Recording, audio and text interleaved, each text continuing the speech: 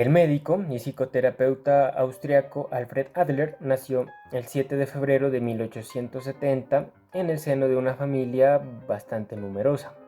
Alfred era el segundo de 6 hermanos y su infancia estaría marcada por la desgracia y episodios bastante dolorosos. Sin embargo, estos mismos episodios servirían de base para formular su teoría más importante y más famosa acerca de la personalidad. Adler decía: quienes conocen el trabajo de mi vida advertirán claramente una relación entre los hechos de mi niñez y las ideas que propuse. Para empezar, el pequeño Alfred padecía raquitismo. El raquitismo le debilitaba sus huesos y le dificultaba la movilidad. Todo esto le impedía jugar normalmente con sus hermanos y con sus amigos. A raíz de todos estos episodios, Adler empezó a sentir celos por su hermano mayor, porque era una persona sana, fuerte, que podía practicar todo tipo de deporte y realizar toda actividad física que Adler no podía. Esto le empezó a generar sensaciones de inferioridad en relación a su hermano y a los demás niños del vecindario. Sin embargo, él se esforzó para poder superar estas limitaciones físicas a tal punto que participaba en todo juego como podía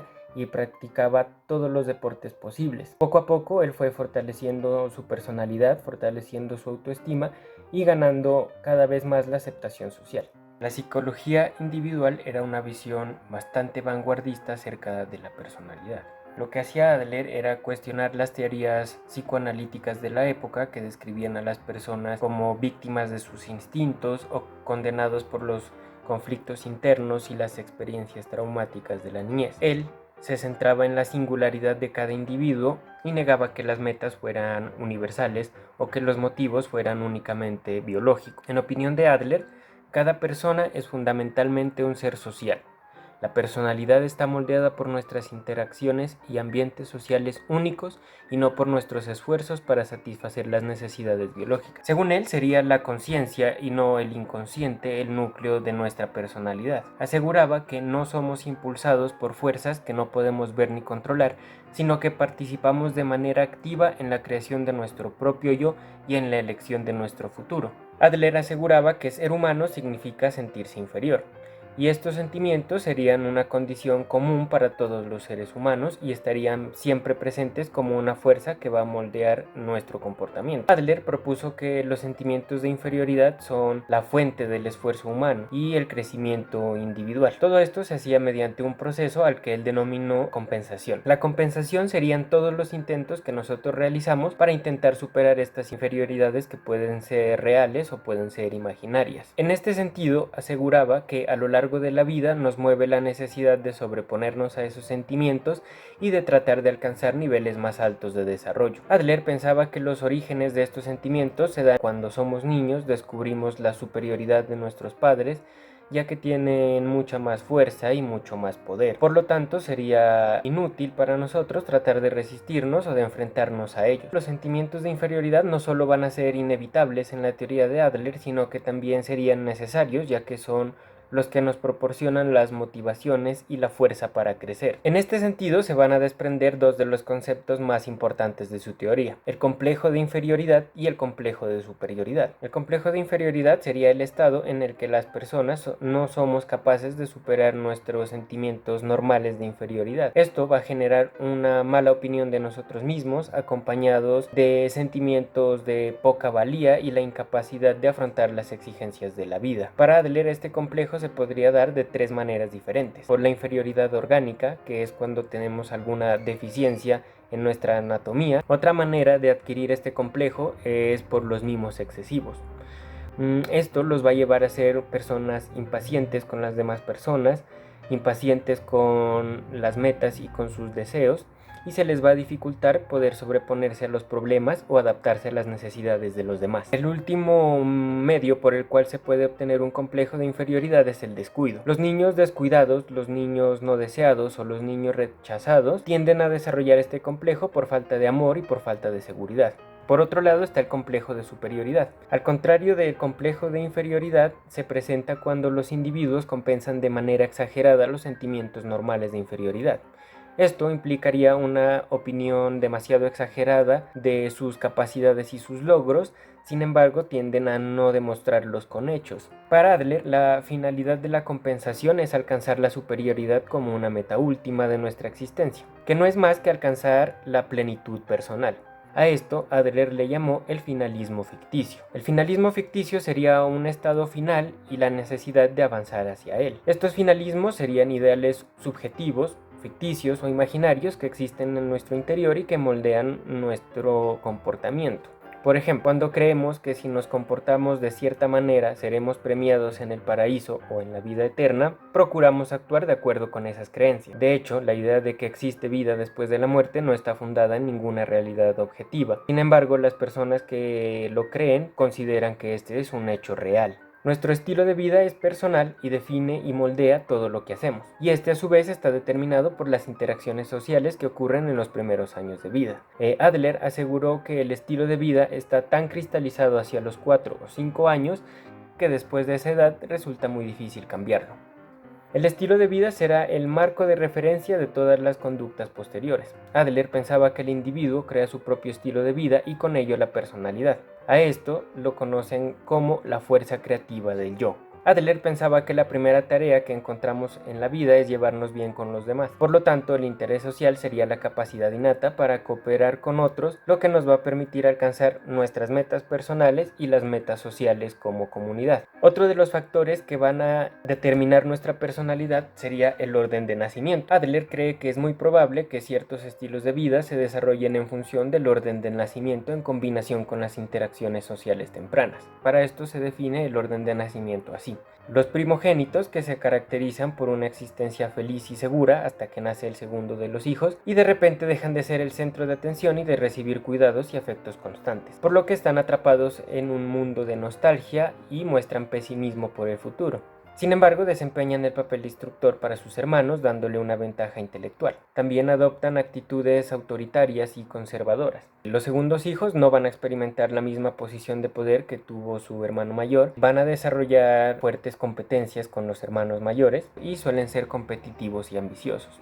Los hijos menores con frecuencia son los consentidos de la familia y son propensos a creer que no necesitan aprender nada, ya que cuando crecen estos niños van a conservar la dependencia de la niñez. Por último, tenemos el caso de los hijos únicos, que nunca van a perder la posición de poder que tienen en la familia, nunca van a dejar de ser el centro de atención. Adler evaluaba la personalidad de sus pacientes observando todo acerca de ellos, desde la manera en la que caminan, la manera en la que se sientan, la manera en la que saludan. Incluso la elección de la silla en la que se sentaban era determinante para identificar el tipo de estilo de vida y de personalidad. La postura en la que dormimos, decía Adler, resulta bastante reveladora.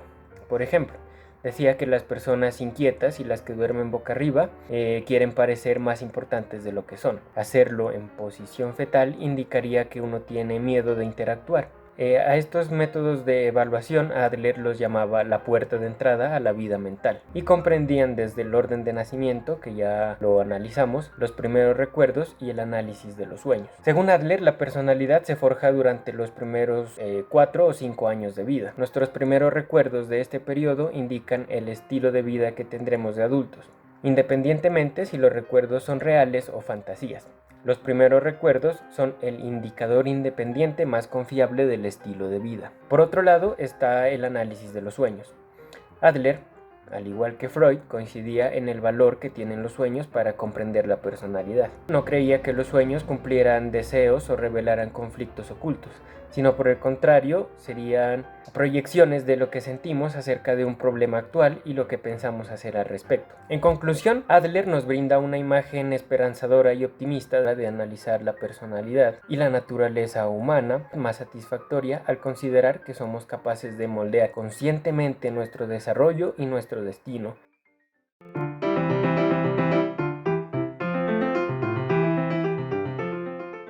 Carl Gustav Jung nació en Suiza en el seno de una familia de 9 clarijos, 8 tíos y su padre. Tuvo una niñez que fue marcada por muertes, conflictos familiares y mucha soledad, lo que hizo de esta muy difícil. Estaba muy unido a su padre, pero consideraba que era débil y le faltaba carácter, y no era la figura paterna que éste necesitaba. Sin embargo, la madre de Jung era el pilar del matrimonio. Pese a que su inestabilidad emocional la llevaba a actuar de forma muy voluble, esto llevó a que Jung considerara el matrimonio de sus padres como neurótico. Para alejarse de este mismo, Jung pasaba largas horas en el desván de su casa tallando un muñeco de madera, siendo esta una figura en la que podía confiar. Decepcionado de su padre y con poca confianza de su madre, Jung estaba desvinculado del mundo exterior, el de la realidad del consciente. Para escapar de él, se refugió en el inconsciente, ese mundo de sueños y visiones y fantasías donde se sentía más seguro.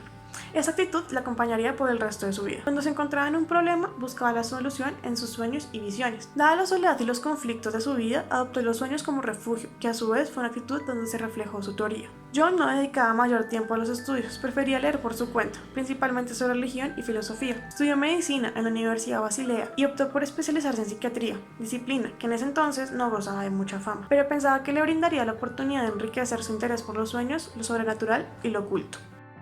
Para cuando se asoció con Sigmund Freud en 1907, Jung ya ostentaba de una fama profesional considerable.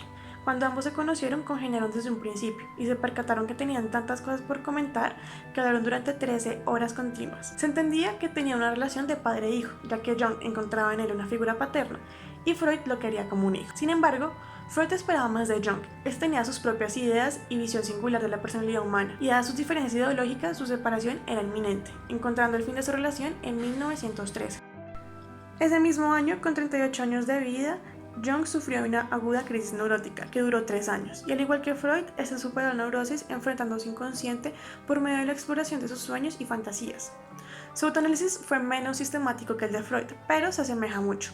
A partir de esta confrontación con su inconsciente, Jung elaboró la teoría de la personalidad y llegó a la conclusión de que la etapa más importante para el desarrollo de la personalidad no era la niñez como creía Freud, sino la edad madura.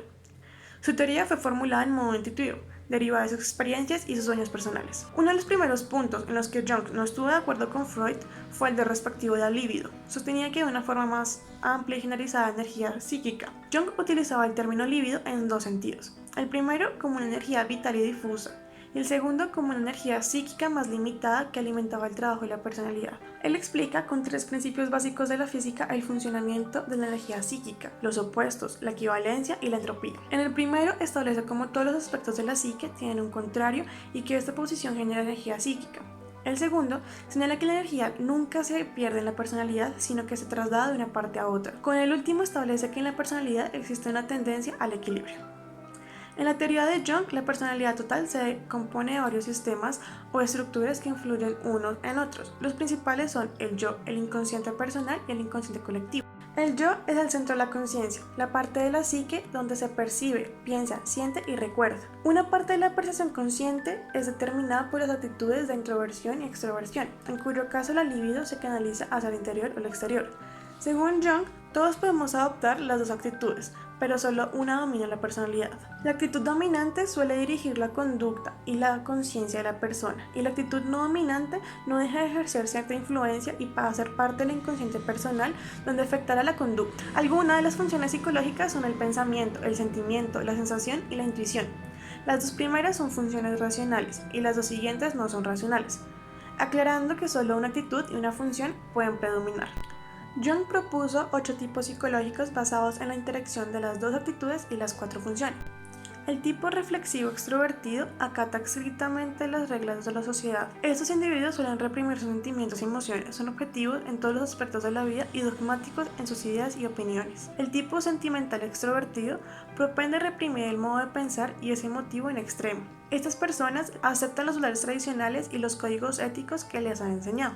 El tipo perceptivo extrovertido se concentra en el placer y la felicidad, y no cesan de buscar experiencias nuevas. Estos individuos muestran una enorme orientación al mundo real y se adaptan fácilmente a distintas clases de personas y situaciones cambiantes. El tipo intuitivo extrovertido Triunfa en los negocios y en la política gracias a su excelente capacidad para aprovechar las oportunidades. Estos individuos se sienten atraídos por las nuevas ideas y suelen ser creativos. El tipo reflexivo e introvertido no se lleva bien con los demás y le resulta difícil comunicar sus ideas. Estos individuos se centran en los pensamientos más que en los sentimientos y tienen poco sentido práctico. El tipo sentimental e introvertido reprime el pensamiento racional. Esas personas experimentan emociones intensas pues no las manifiestan. El tipo perceptivo e introvertido parece ser pasivo, sereno y alejado del mundo diario. Estas personas observan divertidas y con benevolencia casi todas las actividades humanas. Por último, el tipo intuitivo e introvertido se centra tanto en la intuición que tiene poco contacto con la realidad. Estas personas son visionarias y soñadoras, no les interesan los asuntos prácticos y sienten por encima del bien que la gente no las comprende. Siguiendo con los sistemas de la teoría está el inconsciente personal, el cual es un depósito material que alguna vez fue consciente y que ha sido olvidado o suprimido. Conforme vamos almacenando cada vez más y más experiencias en nuestro inconsciente personal, empezamos a agruparlas en los que él llamó complejos. Estos son patrones de emociones, recuerdos, percepciones y deseos organizados en torno a un tema común donde pueden ser conscientes o inconscientes. Por el otro lado está el inconsciente colectivo, que es un almacén de las experiencias sobre la humanidad que se transmiten a cada individuo. Jung pensaba que tal como acumulamos y guardamos todas nuestras experiencias en el inconsciente personal, también almacena las experiencias de la especie humana y la prehumana en el inconsciente colectivo. Las experiencias añejas contenidas en el inconsciente colectivo se manifiestan en los temas o patrones recurrentes que este llamó arquetipos. Los arquetipos más poderosos son la persona, el ánima, el animus, la sombra y el sí mismo. Jung propuso que lo que queremos llegar a ser y también lo que hemos sido determina la personalidad. El yo se empieza a desarrollar en la niñez temprana, al principio de una manera primitiva ya que un niño todavía no forma una identidad individual. En esta etapa su personalidad es poco más que un simple reflejo a la de sus padres. No es hasta la pubertad cuando la personalidad adopta forma y contenido definidos. Los cambios fundamentales de la personalidad ocurrían entre los 35 y los 40 años. Cuanto más analizaba Jung esta etapa, se convencía cada vez más de que los cambios drásticos de la personalidad eran inevitables y universales. En la edad madura comienza el proceso de realización o actualización del sí mismo. Si logramos integrar el inconsciente y el consciente, estaremos en condiciones de alcanzar un nivel más alto de salud psicológica positiva, estado que él denominó individuación. La individuación implica convertirse en un individuo, en realizar las capacidades propias y en desarrollar el sí mismo. Puede aparecer en la edad madura, cuando es necesario confrontar al inconsciente, abandonando las conductas y los valores que dirigieron la primera mitad de la vida. La imagen de la naturaleza humana que tenía Jung era más optimista y menos determinista que la de Freud. Él creía que una parte de la personalidad es innata y que otra es aprendida, donde el propósito supremo de la vida es la individuación. Las experiencias de la niñez son importantes, pues las experiencias de la madurez y las esperanzas del futuro afectan más la personalidad. Por último, las investigaciones han apoyado las ideas de Jung relativas a las actitudes, las funciones y los tipos psicológicos, pero no han podido ser validadas con métodos científicos.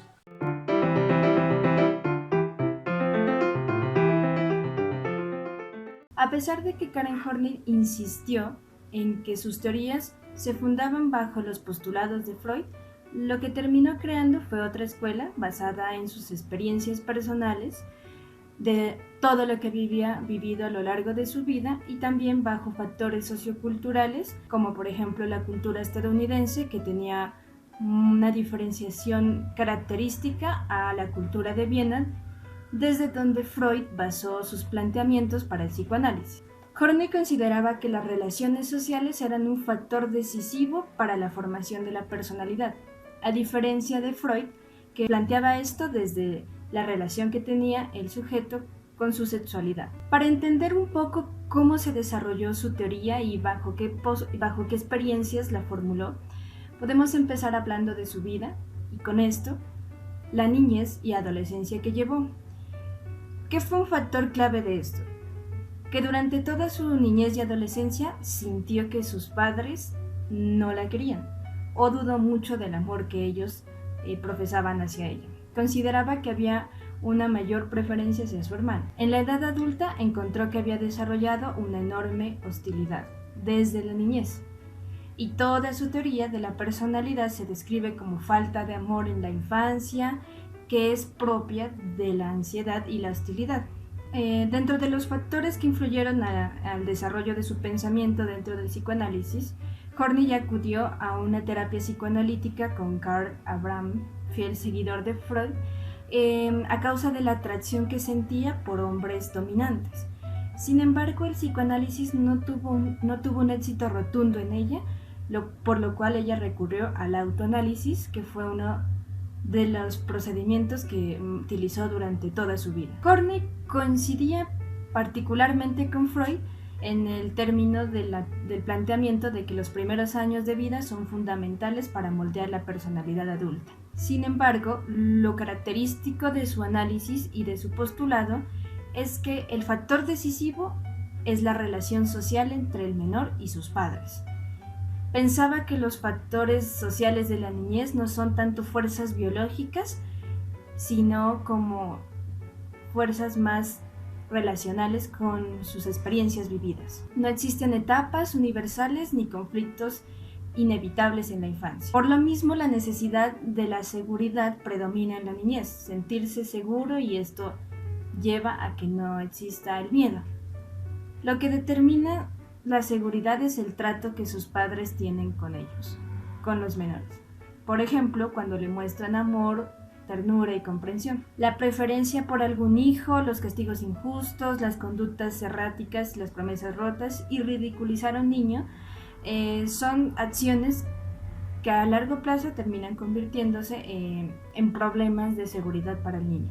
No todos los niños se sienten desválidos, pero cuando sí se sienten así, eso los puede llevar a una conducta neurótica. Cuanto más indefenso se sienta un niño, tanto menos se atrevería a oponerse a las decisiones de su padre o a rebelarse.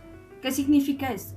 Que reprimirá la hostilidad porque te necesita, o sea, reprimo mi hostilidad porque necesito a mis padres. Horney consideraba que la hostilidad reprimida se debía a varias conductas de los padres en la infancia, y pues sofocaba la seguridad de la niñez y se manifestaba en el estado que Horney llamará después ansiedad básica. ¿De qué trataba la ansiedad básica frente a la neurosis? Horney conceptualizó la ansiedad básica como un sentimiento creciente y generalizado de que uno está solo y indefenso en el mundo hostil. Es como cuando nos sentimos pequeños, insignificantes, desvalidos, abandonados y expuestos a un mundo que trata de abusar de nosotros, engañarnos y por lo tanto hacernos daño. Por esto mismo buscamos a través de la niñez, y es algo que podemos reflejar incluso mucho después, protegernos de esta ansiedad de 4 diferentes maneras: ganándonos el afecto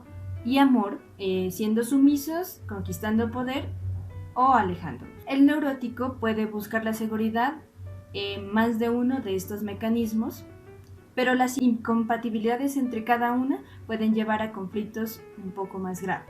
Los mecanismos mencionados anteriormente pueden llegar a ser una parte permanente de la personalidad y responden a estas necesidades neuróticas ciertas características que representan como soluciones irracionales para los problemas o formas de protegernos contra la ansiedad. Estas son aprobación y afecto, una pareja dominante, poder, explotación, prestigio, admiración, logro o ambición, autosuficiencia y perfección. Ninguna de estas necesidades es anormal o neurótica, pues en el sentido común del término, lo que hace que sean neuróticas es una búsqueda intensa y compulsiva de su satisfacción como una vía para resolver la ansiedad básica. Y esas necesidades también se clasificaron en categorías, que las llamó Horney tendencias neuróticas. El neurótico siente un impulso a comportarse de acuerdo a alguna de estas tendencias, y podemos clasificarlas dentro de un esquema.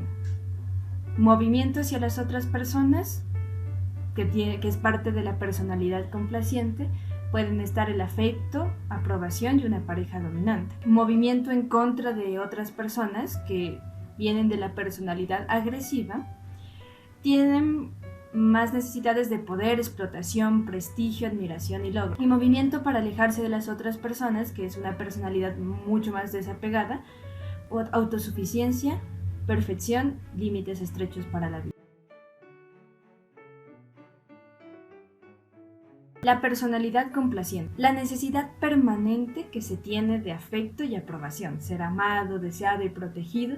Este tipo de personas necesitan a alguien dominante en sus vidas, quien les brinde una especie de protección y guía. Manipulan fácilmente para conseguir algo y pueden parecer a veces demasiado considerados, agradables o solidarios. Es como estar diciendo: mírame, soy débil y desvalido, por eso debes protegerme y por tanto amarme. Y el rechazo les produce temor. En la personalidad agresiva, pues para este tipo de personas el mundo es hostil y solo sobrevive el más apto y astuto. Curiosamente, jamás muestran miedo al rechazo a pesar de que tiene mucha relación con el anterior tipo de personalidad, y actúan como personas dominantes y duras. Para conseguir el control y la superioridad que les resultan tan vitales para su existencia, pues se sienten obligados a alcanzar siempre altos niveles de desempeño en lo que sea que hagan. En la personalidad desapegada, el individuo se aleja de los demás y mantiene una distancia emocional. No deben amar a otros, no deben odiar ni tampoco cooperar, y tampoco se comprometen de ninguna forma. Procuran volverse más autosuficientes y dependen de sus propios recursos para vivir. Horney encontró curiosamente de que estas tres personalidades hacen parte del neurótico, ¿sí? Pero hay una predominante que guía su conducta, por lo tanto tiene que reprimir las otras dos porque esto podría causar mucho más conflicto. Y aquí es donde entra otro término, el conflicto, y se entiende como la incompatibilidad básica que tienen estas tres tendencias que son el centro de la neurosis. Sin embargo, la diferencia entre el individuo normal y el neurótico radica en la intensidad que tienen del conflicto de estas tres personalidades. En una persona no neurótica, pues las tres tendencias se expresarán conforme lo que requieran las circunstancias. Los neuróticos tienen que luchar para impedir que estas tres se expresen. Como conclusión, podríamos decir que Horney nos muestra y nos ofrece que la naturaleza humana es mucho más optimista. Horney proponía que gran parte de lo importante que es la vida, pues se basaba en la autorrealización. Para Horney es muy posible moldear y cambiar conscientemente la personalidad. Y esas son las enseñanzas básicas que podemos sacar de toda su teoría.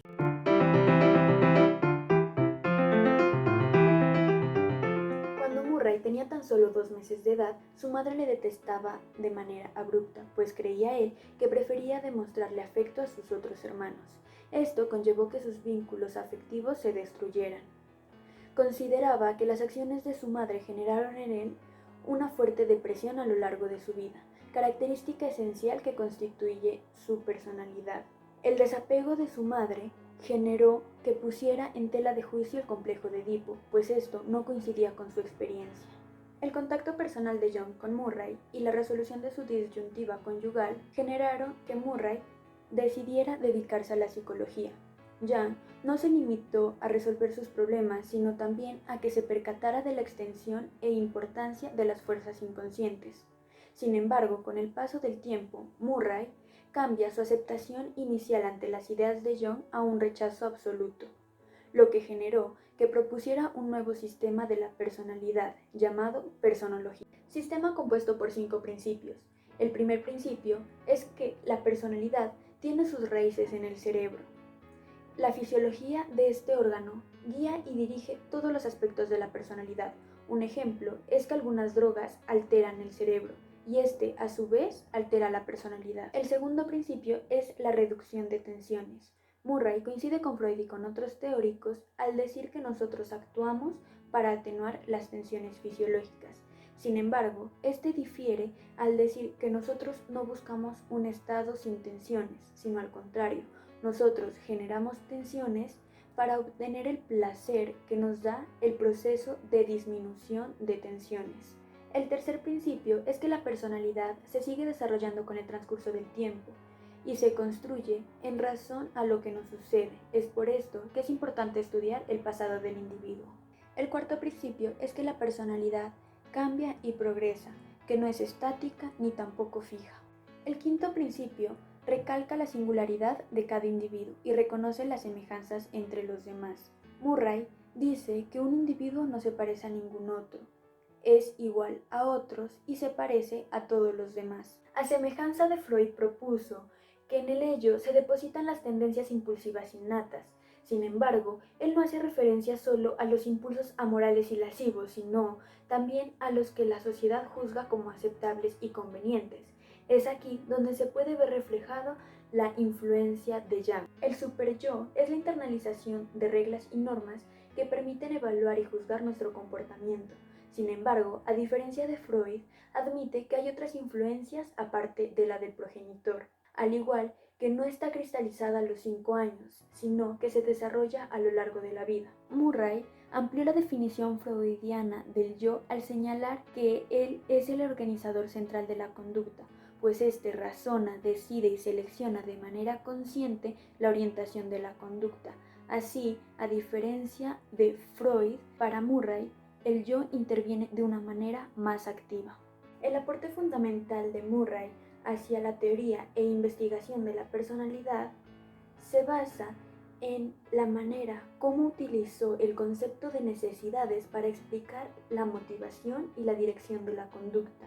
Él explica que las necesidades provocan cierta tensión en nuestro cuerpo, lo que genera que guíe nuestra conducta en la manera adecuada para satisfacer estas necesidades y así alcanzar el placer de disminuir la tensión. Murray categoriza las necesidades de la siguiente manera. Necesidades primarias. Aquí se encuentran las necesidades de supervivencia y aquellas que se originan en los procesos internos del organismo. Se encuentran también las necesidades sexuales y sensoriales. Las necesidades secundarias. Aquí se encuentran las necesidades psicológicas y emocionales. Estas aparecen después de las necesidades primarias. Necesidades reactivas. Aquí se encuentran aquellas necesidades que necesitan de un estímulo para aparecer. Por ejemplo, para que aparezca la necesidad de huida, necesita un estímulo que signifique para el individuo peligro. Necesidades proactivas. Aquí están las necesidades espontáneas, es decir, aquellas necesidades que aparecen sin necesitar un estímulo previo. Prepotencia. Así, llama a la fuerza con la que una necesidad impulsa el comportamiento. Subsidiariedad. Así, llama a la situación en la cual una necesidad aparece con el fin de contribuir a la satisfacción de otra necesidad. Presión. Es la influencia del entorno y la influencia de experiencias pasadas para que aparezca una actual necesidad. Finalmente está el tema. El tema combina factores personales, necesidades, con factores ambientales, el cual impulsan a cierta conducta. Murray, basándose en el trabajo de Freud, dividió la niñez en 5 etapas. Cada etapa se caracteriza por un estado de placer. Sin embargo, estas etapas deben finalizar a causa de las exigencias de la sociedad. Cada etapa deja una marca en la personalidad de cada individuo en forma de un complejo inconsciente. La primera etapa es la etapa claustral. Esta etapa se caracteriza por una vida segura dentro de la matriz. De aquí se deriva el complejo claustral simple. Las personas que padecen este complejo tienden a ser personas dependientes y pasivas. Se orientan a una conducta segura y conocida que ha dado buenos resultados en su pasado. La modalidad claustral sin soporte se caracteriza por la inseguridad e indefensión, lo cual provoca que la persona sienta temor a toda situación que entrañe novedad y cambio. La modalidad anticlaustral o de egresión se caracteriza por la necesidad de escapar de toda situación restrictiva semejante a la del seno materno. Las personas tienden a optar por espacios abiertos, el aire puro, el movimiento, los viajes, el cambio y la novedad. La segunda etapa es la etapa oral. Esta se caracteriza por el placer sensual de succionar el alimento mientras uno es sostenido en brazos. Aquí se desata el complejo de ayuda oral. Incluye una combinación de actividades bucales y de tendencias pasivas, así como la necesidad de sentirse protegido y apoyado. Algunas de sus manifestaciones conductuales son succionar, besar, comer, beber, así como el ansia de recibir afecto, comprensión, protección y amor. También se desata el complejo de agresión oral. Se combina la conducta oral y la agresiva, como morder, escupir y gritar, así como los ataques verbales. Otro complejo que se desata es el de rechazo oral. Figuran conductas como vomitar, ser melindroso para los alimentos y comer poco, tener miedo a contagiarse por la boca, desear el aislamiento y evitar la dependencia. La tercera etapa es la etapa anal. Esta se caracteriza por el placer que se obtiene al defecar. Uno de los complejos es el rechazo anal. Es frecuente que la agresión forme parte de este complejo y se manifiesta dejando caer y tirando objetos, disparando armas de fuego y activando explosivos. Los individuos que tienen este complejo tal vez sean sucios y desorganizados. Otro complejo que se desata en esta etapa es el complejo de retención anal. Se expresa acumulando, ahorrando y coleccionando cosas, así como en una pulcritud, aseo y orden exagerados. La cuarta etapa es la etapa uretral. Aquí se caracteriza el placer que acompaña a la micción. Este complejo solo aparece en el sistema de Murray. Va de la mano con una ambición excesiva, un sentido distorsionado de la autoestima, el exhibicionismo y la enurosis nocturna, así como deseos sexuales y amor a sí mismo. A veces se conoce por el nombre del complejo de Ícaro, el personaje de la mitología griega que en su vuelo se acercó tanto al sol que la cera de sus alas se derritió. Tal como Ícaro, estos individuos apuntan demasiado alto y el fracaso hace añicos sus sueños. La quinta y última etapa es la etapa genital o de castración. Aquí se caracteriza los placeres genitales. Murray no estaba de acuerdo con la afirmación de Freud de que en los hombres adultos el temor a la castración es fuente de ansiedad. Interpretó el complejo de castración en un sentido más estrecho y literal, diciendo que era la fantasía del niño de que le pudieran cortar el pene. Murray pensaba que este miedo tiene su origen en la masturbación en la niñez y en el castigo que posiblemente le impusieron sus padres.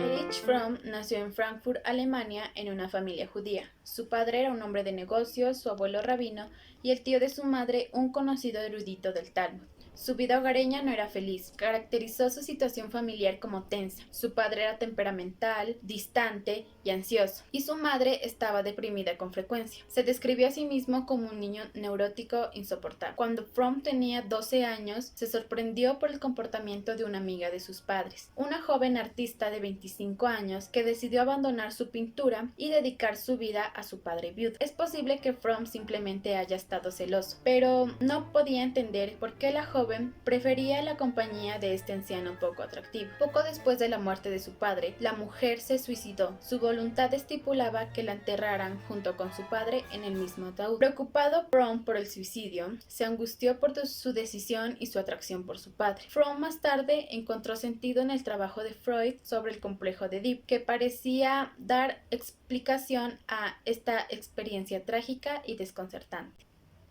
Cuando Fromm tenía 14 años, otra manifestación de irracionalidad lo desconcertó: la erupción del fanatismo histérico en la nación alemana durante la Primera Guerra Mundial. Estaba asombrado por el odio que barrió el país cuando la gente fue azotada por la propaganda del gobierno en un frenesí de pensamiento y acción maniáticos. Fromm observó los cambios de sus parientes, amigos y maestros y se preguntó por qué tantas personas normales parecían volverse locas.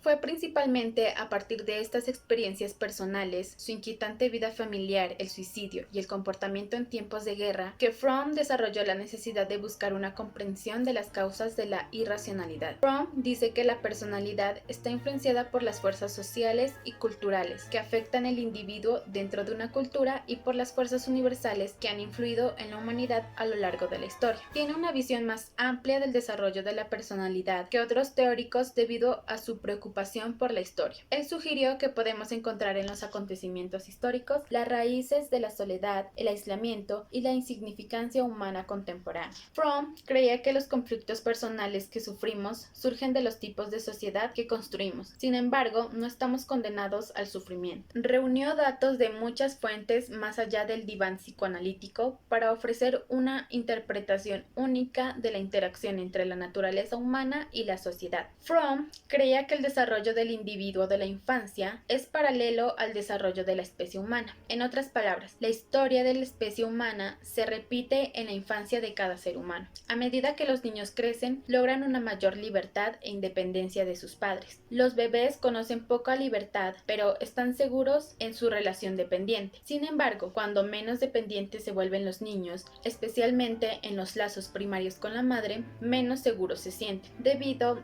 a que el proceso normal de maduración implica cierto aislamiento e impotencia. Los niños intentarán recuperar la seguridad de la infancia y escapar de su creciente libertad. La naturaleza de la relación padre-hijo determina el mecanismo que emplea el niño. Fromm propuso las siguientes 3 formas de relación interpersonal entre padres e hijos. La relación simbiótica. Los niños nunca logran la independencia, sino que escapan de su soledad e inseguridad al convertirse en parte de otra persona. El niño permanece seguro, manipulando y explotando a los padres.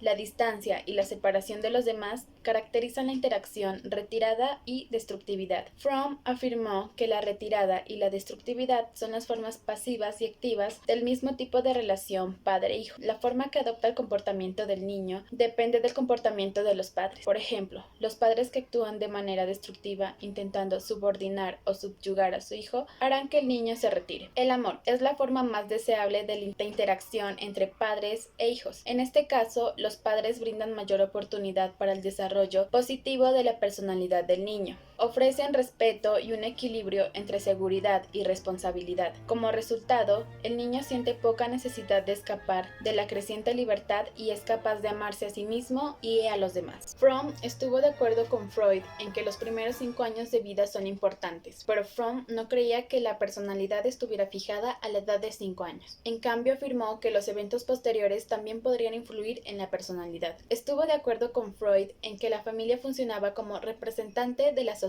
para el niño. Es a través de las interacciones familiares que el niño adquiere carácter, así como formas apropiadas de adaptarse a la sociedad. El impulso para alcanzar la seguridad y escapar de la soledad y el impulso conflictivo por la libertad y la creación del yo son universales. La oposición de estos impulsos determina todos los antojos humanos. Esta oposición se manifiesta en 6 necesidades humanas básicas. La necesidad de relación surge de la interrupción de nuestros lazos primarios con la naturaleza. Debido a que hemos perdido nuestra relación instintiva con la naturaleza, debemos usar la razón para crear una nueva relación con otras personas. La forma ideal de lograr esto es a través del amor productivo, que implica cuidado, responsabilidad, respeto y conocimiento. Al amar, nos preocupamos por el crecimiento y la felicidad de otras personas. Respondemos a sus necesidades y respeto y los conocemos como realmente son. El amor productivo puede dirigirse hacia alguien del mismo sexo, que Fromm describió como amor fraternal, o hacia una persona del sexo opuesto, amor erótico, o hacia el hijo, amor paterno. La trascendencia se refiere a la necesidad de elevarse por encima del estado animal pasivo, un estado con el que no podemos estar satisfechos debido a nuestra capacidad de razón e imaginación. Necesitamos convertirnos en individuos creativos y productivos, en el acto de la creación, ya sea de la vida o de objetos materiales, arte o ideas. Superamos el estado animal y entramos en un estado de libertad y determinación. Si bloquea la necesidad creativa de una persona, él o ella se volverán destructivos. La necesidad de arraigar también surge de la pérdida de nuestros lazos primarios con la naturaleza. Debido a que estamos separados y solos, debemos establecer nuevas raíces en nuestras relaciones con las demás para reemplazar nuestras raíces anteriores en la naturaleza. Los sentimientos de parentesco son el tipo de raíces más satisfactorias que podemos desarrollar. La forma menos satisfactoria de lograr el enraizamiento es mantener los lazos de la infancia con la madre aferrándose a la seguridad de la infancia. La necesidad de identidad. Las personas necesitan un sentido de identidad como individuos únicos. Hay varias formas de satisfacer las necesidades de las cosas. Una persona podría desarrollar sus talentos y habilidades únicas o podría identificarse con un grupo, por ejemplo, una secta religiosa, una unión o una nación, a veces hasta el punto de conformidad. Fromm señaló que la conformidad es una forma poco saludable de satisfacer las necesidades de una identidad, porque la identidad de uno solo se definiría en referencia a las cualidades y características del grupo, en lugar de las cualidades del yo.